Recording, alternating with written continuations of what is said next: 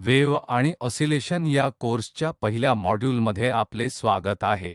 Oscillatory घटना phenomenon ही एक अशी गोष्ट आहे जी आपण बऱ्याचदा वास्तविक जीवनात भेटत असतो. उदाहरणार्थ आपण गोष्टी पाहिल्या, घड्याळातील पेंड्युलम, आपण बागेत झोके पाहतो ज्यामध्ये मुले खेळतात आणि माझ्याकडे येथे पेंड्युलम आहे आणि आपण वेगवेगळ्या रूपात ऑसिलेटरी घटना पुन्हा पुन्हा भेटत आहोत वास्तविक जीवनात. म्हणून हा कोर्स एकाच कणांच्या ऑसिलेशनसह सामना करेल आणि जर त्यांच्यापैकी बरेच जण एकत्र काम करतात आणि एकमेकांना उत्तेजन देतात तर ते वेव्ह निर्माण करतात आणि या मार्गाने वेव्ह एकत्रही येतील. चला आपण दोलनातून म्हणजे काय याचा प्रारंभ करूया.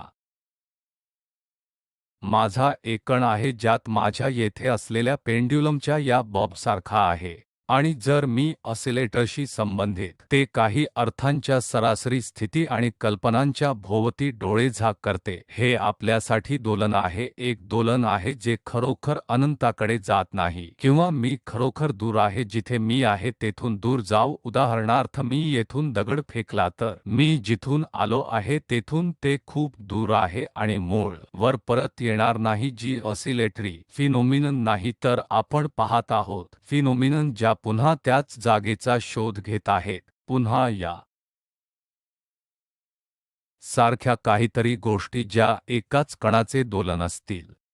दुसरीकडे आपण प्रत्यक्षात यापैकी अनेक कणांना एकत्र जोडू शकता जसे ते एकमेकांशी संवाद साधू इच्छिता आणि आपण त्यांना ऑसिलेटर बनवू शकता. उदाहरणार्थ आपल्यातील बऱ्याच जणांनी दोन भिंतीसारखे स्ट्रिंगसारखे गोष्टी करण्याचा प्रयत्न केला असेल आणि त्यास थोडेसे पाडणे जे जवळजवळ बारीक केलेले पार्टिकल एकत्र पॅक केलेले आणि जेव्हा आपण ते उपटून काढता आपण मुळात एका कणाला आकर्षित करत आहात परंतु लवकरच ते त्याच्या जवळपास असलेल्यांमध्ये डिस्टर्बन्स व्यक्त करते आणि लवकरच आपल्याला स्ट्रिंगद्वारे दोन्ही दिशेने प्रसारित होणाऱ्या वेव्ह दिसत आहेत. ही वेव्हची फिनोमिनन आहे. म्हणून जेव्हा आपल्याकडे बरेच कण असतात जे एकत्र जोडले जातात तेव्हा ते एकमेकांशी संवाद साधण्यास सुरुवात करतात आणि वेव्ह फॉर्म यापैकी एक उदयोन्मुख घटनांपैकी एक आहेत. या कोर्सची रेमिट म्हणजे एकल कण आणि वेव्ह दोन्ही दोलनांशी सामना करणे जे एकत्रितपणे अनेक कण चे दोलन आहे. आता फिजिक्स हा एक प्रायोगिक विषय आहे की आपण ज्या गोष्टी शिकू इच्छित आहोत त्या प्रत्येक गोष्टी मुळात नियंत्रित केल्या जातात. वास्तविक भौतिक घटना फिनोमिनन काय करते? आपण वास्तविक शारीरिक घटनेपासून आपली प्रेरणा घेतो आणि निर्णय घेतो. आपण त्यांना विचारू शकतो असे महत्त्वपूर्ण प्रश्न कसे आहेत आणि ते आशेने गणितीय मॉडेल लिहू शकतात आणि एक मॉडेल योग्य प्रकारे कार्य करते की नाही ते पहा आणि त्याबद्दल अंदाज प्रेडिक्ट करू शकता. असे समजू की माझ्याकडे बॉबशी जोडलेली ही स्ट्रिंगची सिस्टम आहे आणि हे जर मी हे करू दिले तर ते ऑसिलेटर बनले. म्हणून जेव्हा आपण या सारखी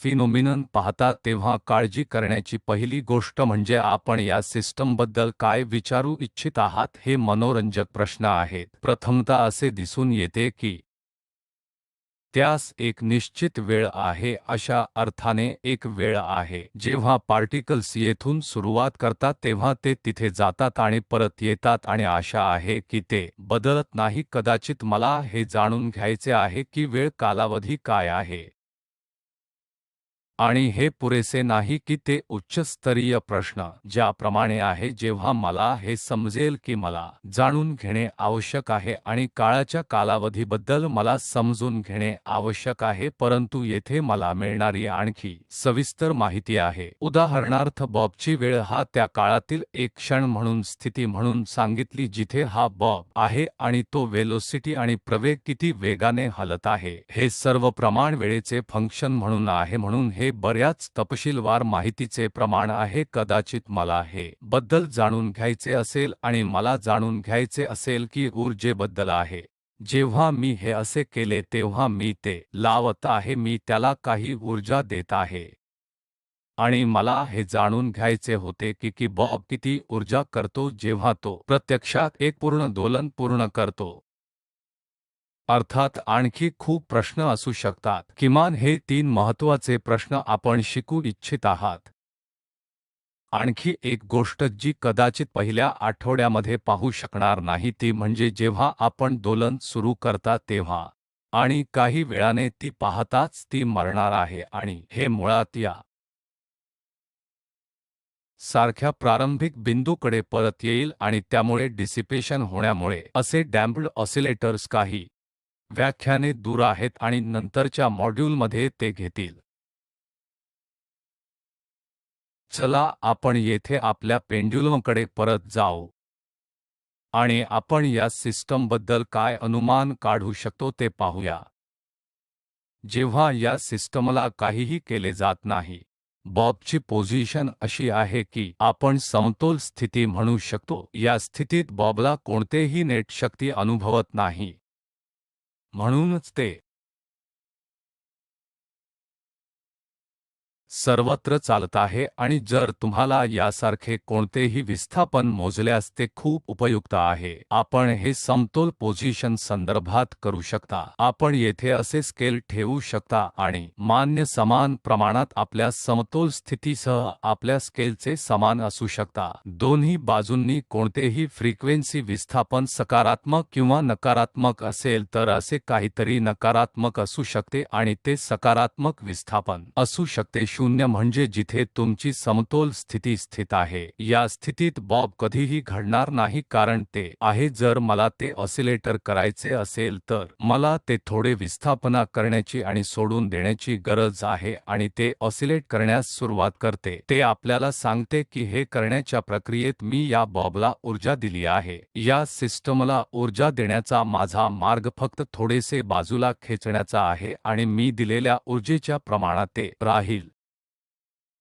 बॉब ऑसिलेटिंग सुरू करेल जेणेकरून मी त्यास त्याच्या समतोल स्थितीतून थोडेसे दूर खेचून अधिक ऊर्जा देऊ शकेन, ज्यामध्ये ते ऑसिलेटर देखील मोठे विस्थापन दर्शवेल. आपण आता जे बोलणार आहोत त्यासाठी आपण आणि सर्वात महत्त्वपूर्ण असा सेकंड इन्फरन्स म्हणजे मी स्मॉल डिस्प्लेसमेंट करेपर्यंत आणि त्यास ऊर्जा देत नाही ही वस्तुस्थिती आहे. ते कुठून सुरू झाले हे खरोखर परत येण्याचा प्रयत्न करीत नाही. समतोल पोझिशन अशी आहे जिथे इतर काहीही घडते तेव्हा आरामदायक बसून आणि जर मी या दोन्ही बाजूंनी या बाजूला किंवा या बाजूला हलवले हे समतोल पोझिशन मध्ये परत जाण्याचा प्रयत्न करते. याचा अर्थ असा आहे की आपण रिस्टोरिंग बल म्हणून कॉल करू शकतो.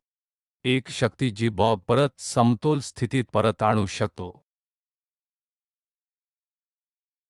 जेव्हा मी त्यास विस्थापित करतो तेव्हाच ते नाटकात येते. समतोल स्थिती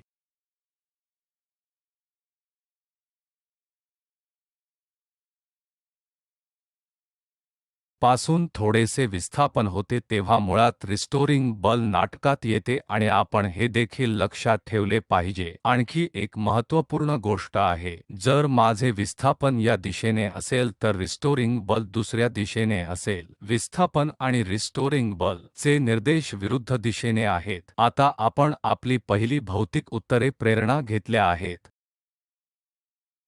या भौतिक घटना फिनोमिननद्वारे रिस्टोरिंग बल विस्थापनाच्या काही कार्याशी संबंधित आहे आणि आपण येथे पाहू शकता असे नकारात्मक साइन दर्शवते. रिस्टोरिंग बल आणि विस्थापन अपोजिटली निर्देशित केले आहे. हे दिल्यास आपल्याला हे माहित नाही की x चे हे f काय कार्य करते,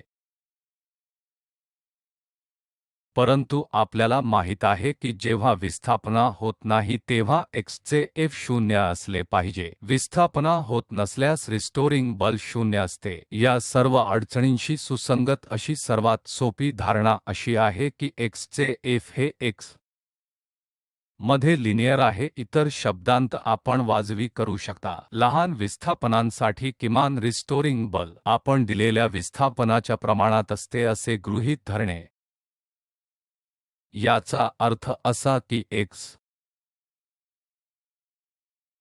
चा f हा x च्या समान आहे, आपण ते येथे प्लग करू शकता आणि मग आपण या रिस्टोरिंग बलसाठी एक एक्सप्रेशन लिहू शकतो जेणेकरून रिस्टोरिंग बल आता s वेळा x च्या वजा इतके आहे. हा एक स्थिर आहे जो मी आता येथे या अनुपातिकता चिन्हापासून मुक्त होण्यासाठी ओळख करून दिला आहे. आणि आपल्याला स्टिफनेस कॉन्स्टंट म्हणण्यापूर्वी ला स्टिफनेस कॉन्स्टंट असे म्हणतात. चला या स्टिफनेस कॉन्स्टंटचे परिमाण पाहूया. कॉन्स्टंट s फक्त Fr ने x ने विभाजित केले तर विस्थापनाद्वारे विभाजित बलचे परिमाण असले पाहिजे आणि बल प्रवेगात वस्तुमान आहे म्हणून माझ्याकडे mlt पॉवर वजा 2 भागिले l आहे. स्टिफनेस कॉन्स्टंट r म्हणजे फक्त m गुणिले t पॉवर वजा 2 आहे. नावाप्रमाणेच स्टिफनेस कॉन्स्टंट असणे. कसेही करून सिस्टम किती स्टिफ आहे याचे मोजमाप आहे. हे एक बलचे एक उपाय आहे जे आपल्याला युनिट विस्थापन मध्ये आणण्याची आवश्यकता आहे. विस्थापनाद्वारे ही शक्ती आपल्याला सांगते. जितकी अधिक शक्ती आपल्याला युनिटमध्ये ठेवण्याची आवश्यकता आहे ते आपल्याला सांगते की कसे तरी सिस्टम खूप कठीण आहे. आपल्याला आणखी बल मिळविण्यासाठी खरोखर बरेच बल घालणे आवश्यक आहे. विस्थापनाचे 1 सेंटीमीटर सांगा. आता आमचे साधे मॉडेल लिहिण्यासाठी या सर्वांचा वापर करू. रिस्टोरिंग बल म्हणजे तुम्हाला वस्तुमान वेळा प्रवेग आहे. मी इक्वेशन पुन्हा लिहू शकतो. वस्तुमान गुणाकार प्रवेग आहे आणि ते वजा s वेळा विस्थापन इतके आहे. आता हे सहजपणे रूपांतरित आणि या स्टँडर्ड स्वरूपात लिहिले जाऊ शकते. d square x dt square जे प्रवेग प्लस s बाय m ने गुणाकार करून विस्थापना बरोबर 0 आहे. माझ्याकडे दुसरा क्रम आहे दोलनांचे वर्णन करणारे सेकंड ऑर्डर सामान्य डिफरन्शियल इक्वेशन. आपल्याला येथे एक महत्त्वाचा मुद्दा लक्षात आला आहे. आपण या बॉबच्या दोलनाने हे अनसाट लिहिण्यास प्रेरित केले जे रिस्टोरिंग बल करण्याच्या प्रमाणात आहे आणि तेथे निगेटिव्ह चिन्ह होते आणि त्यातून आपण हे प्राप्त करतो. हे मुळात हालचालींचे समीकरण आहे जे या बॉबच्या गतीचे वर्णन करते. परंतु जर आपण या इक्वेशनकडे पाहिले तर ते खरोखर पेंड्युलमशी संबंधित नाही. खरं तर पेंड्युलमचे काहीही म्हणू नका. उदाहरणार्थ या स्ट्रिंगच्या तुकड्याची लांबी हे इक्वेशन देखील येथे प्रविष्ट करत नाही जे माझ्याकडे येथे असलेल्या या पेंड्युलमचे वर्णन करते हे स्पष्ट नाही. परंतु दुसरीकडे हे इक्वेशन सुरुवातीच्या धारणाच्या महत्त्वाच्या भागाशी चिकटेपर्यंत सर्व ऑसिलेटरी घटना चे वर्णन करते. आपण असे केले की रिस्टोरिंग बल आपण पुढे जाण्यापूर्वी नकारात्मक चिन्ह सह विस्थापनास प्रमाणित आहे आणि या पेंड्युलमची चाचणी करण्यापूर्वी हे इक्वेशन थोड्या वेगळ्या स्वरूपात पुन्हा लिहूया. आमच्यासाठी उपयुक्त असे काहीतरी या प्रमाणाचे क्वांटिटी m ने आहे आणि आपण परिमाण म्हणून आधीच पाहिले आहे. आपण पाहिले की s ला m चे डायमेन्शन इनटू t पॉवर वजा 2 ला m ने विभाजित केले आहे ज्याचा अर्थ t पॉवर वजा 2 आहे. म्हणून क्वांटिटी s बाय m आहे. एकाचे डायमेन्शन्स भागिले वेळ वर्ग आहे. कुठेतरी m ची ही क्वांटिटी सिस्टममधील टाइम स्केलशी संबंधित आहे. टाइम स्केल काय आहे आणि ते सुलभ करण्यासाठी ते बघेल. हे equation d square x dt square अधिक ओमेगा स्क्वेअर x 0 इतके पुन्हा लिहूया जेथे मी हे quantity omega square s by m असल्याचे ओळखतो. आम्ही पेंड्युलमसह जे पाहिले त्याद्वारे प्रेरित होऊन आम्ही हे अनसाट केले की रिस्टोरिंग बल हे निर्णायक निगेटिव्ह चिन्हासह विस्थापनाच्या प्रमाणात आहे आणि मग आपण या इक्वेशनवर काही सोप्या टप्प्यांसह येथे पोहोचलो. हे एक आणि हे लक्षात ठेवणे महत्त्वाचे आहे की हे कदाचित लहान दोलनांसाठी वैध आहे. आणि हे क्वांटिटी ओमेगा स्क्वेअर जे आपण येथे लिहिले आहे ते जे काही आहे त्याउलट संबंधित आहे. सिस्टममधील टाइम स्केलची माहिती या क्वांटिटी कॅपिटल टी फक्त संबंधित आहे. हा सिस्टमचा कालावधी आहे. आणि खरं तर या समस्येमध्ये जसे की हे पेंड्युलम असे म्हणणे आहे की सिस्टममध्ये फक्त एक टाइम स्केल होता जो फक्त वेळचा कालावधी आहे किंवा बॉबला एका टोकापासून दुसऱ्या टोकापर्यंत जाण्यासाठी आणि सुरुवातीच्या टप्प्यावर जाण्यासाठी लागणारा वेळ ठीक आहे. ही कॅपिटल टी टाइम कालावधी एक पूर्ण सर्किट किंवा पूर्ण दोलनासाठी वेळ घेतला जातो. आता आपल्याकडे गणिताचे इक्वेशन आहे जे छोट्या दोलनांचे वर्णन करते. आता काळजी करण्याचा महत्त्वपूर्ण प्रश्न आहे, हे योग्य आहे का? आपण रोजी काय व्युत्पन्न केले आहे हे कसे जाणून घ्या. पेंड्युलम आणि आपल्या स्वतःच्या अंतर्ज्ञानाकडे पाहत आहोत आणि आपण हे साधे इक्वेशन एकत्र ठेवले. हे बरोबर आहे का याचे उत्तर देण्याचा मार्ग म्हणजे प्रत्यक्षात प्रयोग करून या गणिताच्या इक्वेशनच्या आधारे काहीतरी अंदाज लावूया आणि मग प्रयोगासह तपासा ते समान आहे की नाही. आपण आता जे करणार आहोत ते आपण पाहू आणि आपल्याकडे असलेल्या सिस्टमसह हे तपासू म्हणजे पेंड्युलम. परंतु पुन्हा आपण हे लक्षात ठेवले पाहिजे की येथे खाली लिहिलेले इक्वेशन सर्व पेंड्युलमचा संदर्भ घेत नाही. हे सर्वसाधारणपणे सर्वांसाठी वैध आहे. दोलन प्रणाली प्रदान केल्या आहेत. आपण स्मॉल ऑसिलेशनच्या कारकिर्दीत असाल या टप्प्यावर आपल्याकडे असलेला आणि आता आपण हे पेंड्युलमने तपासणार आहे. जेव्हा आपण पेंड्युलम वर जातो तेव्हा आपल्याला विशेषतः पेंड्युलमसाठी मोशनचे इक्वेशन आवश्यक आहे. मी येथे पेंड्युलम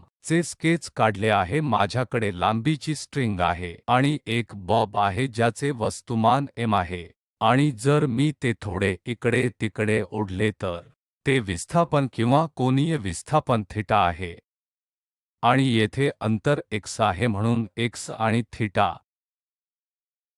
एकमेकांशी असे संबंधित आहे की x इक्वल टू हे L टाइम्स t टाऊच्या समान आहे. या बॉबवर काम करणारे विविध शक्ती काय आहेत जेव्हा आपण ते येथे समतोल स्थितीतून दूर जाता तेव्हा नक्कीच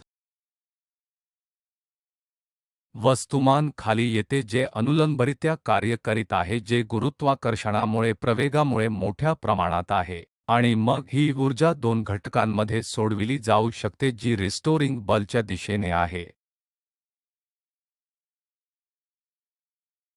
दुसरी लंब दिशाने लंबवत आहे ती ऊर्जा लक्षात येईल. वेक्टरचा हा सोपा रिझोल्यूशन कसा येतो हे शोधण्यासाठी ते आपल्याला सोडून देईल आणि या अंतरासह रिस्टोरिंग बलच्या दिशेने ते mg साइन थीटा आहे. आता आपण गतीचे इक्वेशन लिहायला तयार आहोत जे या बॉबच्या हालचालीचे तंतोतंत वर्णन करेल. mx डबल डॉट रिस्टोरिंग बलच्या समान आहे जे वजा mg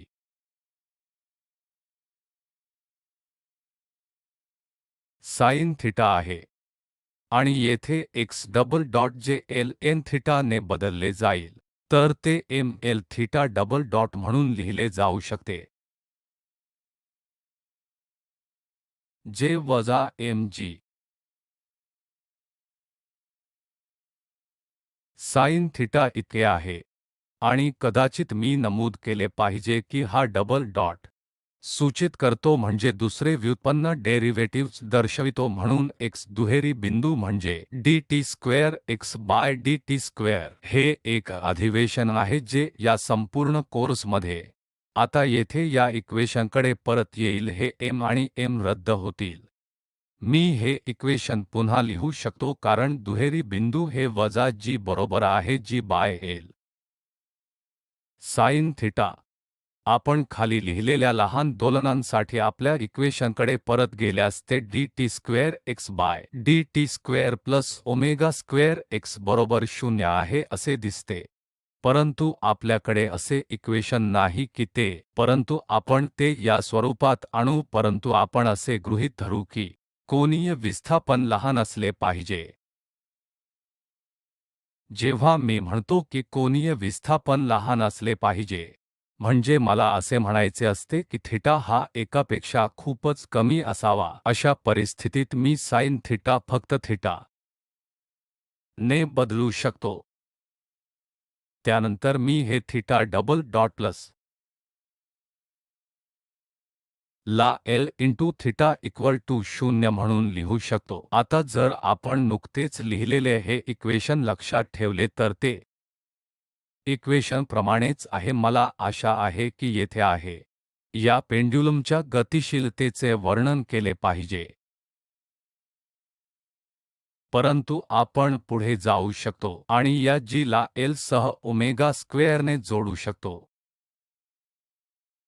आणि आपण म्हणालो की ओमेगा 2 पाय आहे टी। जर आपण ओमेगामध्ये टी ने 2 पाय समान ठेवले आणि सुलभ केले तर आपल्याला टी चे एक्सप्रेशन मिळू शकते जो पेंड्युलमचा टाइम पिरियड आहे। L च्या स्क्वेअर रूटमध्ये 2 पाय ने हा परिणाम आहे जो प्रयोगात त्याची चाचणी करेल।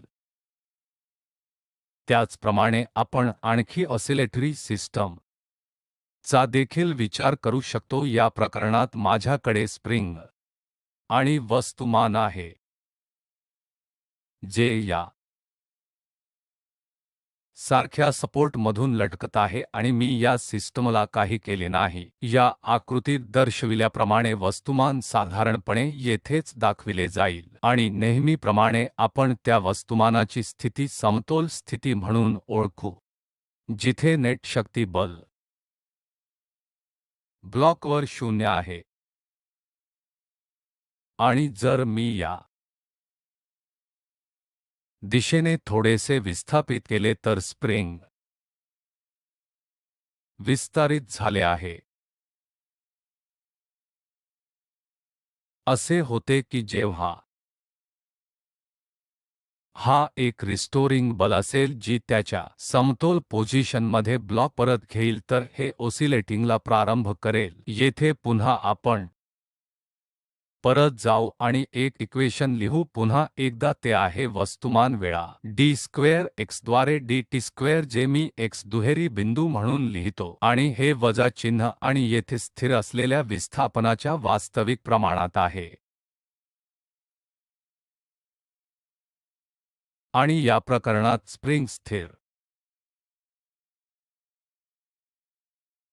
आणि येथे आहे ते मानक फॉर्ममध्ये आणणे खूप सोपे आहे। x double dot plus k by x हे 0 च्या इक्वल आहे। आपण पाहू शकता की मी ओमेगा चौरसचे मूल्य थेट लिहू शकतो जे मी m ने लिहिले आहे आणि मी काळाच्या कालावधीसाठी एक्सप्रेशन लिहू शकतो ते 2 pi square by T square हे m टी स्क्वेअर बरोबर आहे 4 pi square into m by k द्वारे आहे। हे मला कालावधीसाठी एक एक्सप्रेशन देईल जे 2 पाय इंटू m चे रूट बाय k आहे। पुन्हा एकदा आपल्याकडे स्प्रिंगच्या सिस्टमसाठीच्या वेळेच्या कालावधीसाठी एक्सप्रेशन आहे ज्यामध्ये वस्तुमान m चा ब्लॉक हर्गिंग आणि सिंपल हार्मोनिक मोशनेस कार्यान्वित करीत आहे। या मॉड्यूलचा सारांश करण्यासाठी रोजी आपण सह प्रारंभ केलेल्या पेंड्युलम उदाहरणाने आपण अन्साट्स केले की रिस्टोरिंग बल नकारात्मक चिन्हासह विस्थापन करण्याशी संबंधित आहे। हे फक्त केंद्रीय फिजिक्स आहे जे आपल्याला शिकणे आवश्यक आहे आणि त्यातून आपल्याला गतीचे इक्वेशन प्राप्त होते जे येथे d square by dt square plus omega square x equal to 0 आहे। आणि अर्थातच सविस्तर माहितीसाठी आपण पुढील मॉड्यूलमध्ये जे काही करू त्या गतीचे हे इक्वेशन सोडवावे लागेल, परंतु ते सोडवण्याशिवायही आपण अद्याप या इक्वेशनच्या वैधतेची चाचणी करू शकतो। फक्त वेळ कालावधीची माहिती काढू शकतो आणि त्यास जोडणारा टाइम पिरियड जो आपण या सिद्धांतातून प्राप्त करतो। प्रयोगातून आपल्याला काय मिळते प्रयोगाशी तुलना करण्यापूर्वी आपण नुकतेच काढलेल्या इक्वेशनच्या आधारे आपण सैद्धांतिकदृष्ट्या अपेक्षा कशी करावी हे पाहूया। वेळ कालावधी केवळ पेंड्युलम आणि गुरुत्वाकर्षणामुळे प्रवेग यावर अवलंबून असतो। तर सेटअपमध्ये आपल्याकडे पेंड्युलमची लांबी 5 मीटर आहे आणि गुरुत्वाकर्षणामुळे प्रवेग हा 9 बिंदू आहे, तो प्रति सेकंद चौरस आहे। म्हणून जर आपण त्या सर्व संख्यांमध्ये असे म्हटले असेल की सिद्धांतानुसार अपेक्षित कालावधी हा 1 सेकंद असतो। आता आपण प्रयोग करूया। आपण बॉब चालवू आणि त्याला 10 वेळा ऑसिलेटर करू आणि नंतर कालावधीची गणना करू।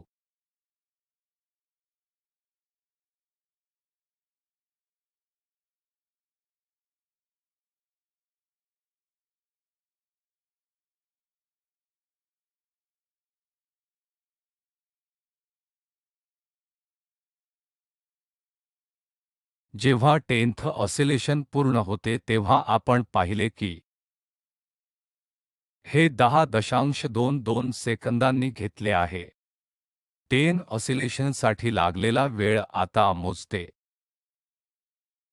कालावधी 10.22 सेकंद भागिले 10 आणि ते सुमारे 1.02 सेकंद आहे। आपण पाहू शकतो की आपण सैद्धांतिकदृष्ट्या जे अपेक्षित आहे जे सुमारे 1 सेकंद होते आणि जे प्रायोगिकरित्या मोजले गेले होते जे 1.02 सेकंद आहे, यात खूप चांगला करार आहे। प्रयोगातील त्रुटींवर विश्वास ठेवण्यासाठी पुरेसे चांगले कारण आहे।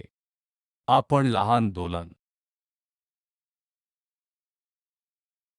आणि या पेंड्युलमच्या हालचालींचे वर्णन करण्यासाठी आपण प्राप्त केलेले इक्वेशन योग्य आहे अशी धारणा